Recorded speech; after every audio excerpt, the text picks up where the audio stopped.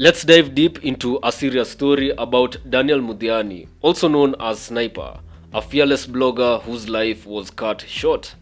He was finally laid to rest on August 22nd, 2025 at Kabuitu Primary School, 19 months after his murder, with the family refusing to bury him until they got justice. The case, however, is still ongoing. So picture this. Daniel Muthiani, or Sniper as everyone called him, was a Meru County blogger in his early 30s, making waves with his sharp takes on local politics. Based in Kabuitu village, Igembe Central, he used social media to drop satirical videos, often calling out former Meru County Governor Kawira Mwangaza and other leaders on governance issues. Tekindawa inyokeza khakora nyumbe ngabane president kana kinyemo yumbe murikane mwadhani ngai baba omwera na atire family yawe. Really very vulgar. He used to use vulgarities and insulting people in the name of praying to God to punish them. Love him or hate him, Sniper had a following for keeping it real and explicit. On 2nd December 2023, he got a call from a guy named Vincent Muredi Kiremi, also known as Supu, somebody that he knew. Supu dangled a meeting to supposedly patch things up with the governor. Sniper told his wife Irene Kawira where he was headed, but then after leaving, his phone went dead. His family, friends and fans started freaking out, launching searches and flooding social media with hashtag Justice for Sniper. For 2 weeks there was no sign of him, until December 16, 2023, when his body was found dumped at the Mutonga River in Tharaka County. The autopsy showed that he had been strangled severely, a tragic loss that shook everyone.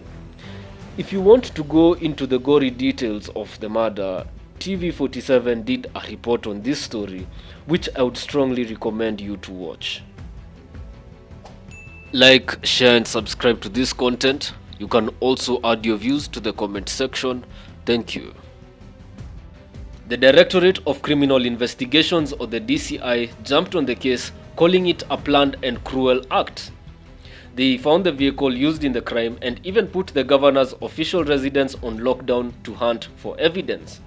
The theory was that Sniper was lured into a trap, abducted and killed.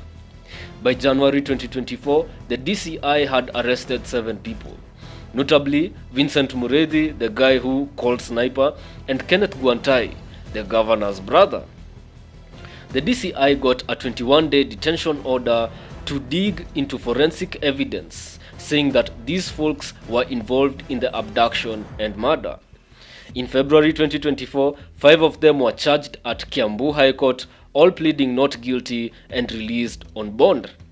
Governor Mwangaza denied any involvement, calling it a political witch hunt to tarnish her name. The case is still active, with hearings in June 2025 and a trial date set for June 2026. The community is still pushing for the real masterminds to be caught. Sniper's murder isn't just a Meru story, it's a warning bell for Kenya. He was a voice for the people, and his death sparked protests and prayer meetings in Meru. His family refused to bury him for 19 months, keeping his body in the morgue as a stand for accountability. They finally laid him to rest on August 22nd, 2025 at Kabuitu Primary School, surrounded by loved ones and supporters. His widow Irene even testified in the governor's 2024 impeachment trial, tying the case to Meru's messy politics. This tragedy is part of a bigger issue.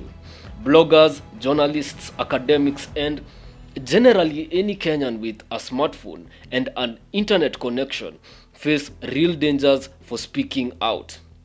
Sniper's case is not an isolated incident in Kenya. It was the beginning of what was to come. Abductions and killings being carried out on those who dared to speak out on injustice. May he rest in peace and the perpetrators brought to justice.